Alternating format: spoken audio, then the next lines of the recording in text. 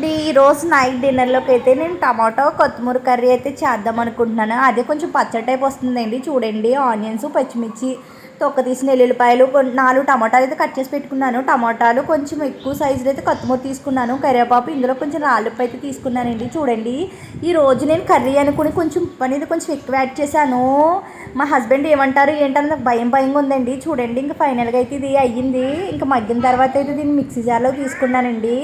ఇంకా మళ్ళీ మిక్సీ జార్లో తీసుకున్నాక ఇదే కళాయిలో కొంచెం ఆయిల్ అనేది యాడ్ చేసుకుని, మనకి తాలింపు సామాన్లు ఉంటాయి కదండి, ఇంకా తొక్క తీసిన ఎల్లుల్లిపాయలు, మన పచ్చిశనగపప్పు, ఇంకా వచ్చి కరివేపాకు, ఎండుమిర్చి, జీలకర్ర, ధనియాలు కూడా యాడ్ చేశానండి. ఇంకా ఫైనల్గా అయితే ఆవాలు కూడా యాడ్ చేసుకున్నాను. చూడండి, ఇవి కొంచెం మగ్గిన తర్వాత దూరగా మనం ముందుగా పేస్ట్ చేసి పెట్టాను కదండి, ఇదైతే ఇందులోకి నేను యాడ్ చేశాను. చూడండి, ఇప్పుడు ఇందులోకి అయితే మనం తగినంత కారం అయితే యాడ్ చేస్తానండి. అంటే దీనికి సరిపడగా నేను ఎప్పుడు ఇలా వండలేదండి కర్రీ, ఫస్ట్ టైం వండాను. అందుకేమోనేమో కొంచెం సాల్ట్ ఎక్కువైంది కర్రీలో, కానీ కర్రీ మాత్రం చాలా అంటే చాలా బాగా వచ్చిందండి. చూడండి, ఫైనల్గా కర్రీ బాగుంది, కానీ కొంచెం ఉప్పు తక్కువైతే బాగుంది అనిపించింది. మీకు నా కర్రీ ఎలాగనిపించింది చెప్పండి. బాయ్ అండి.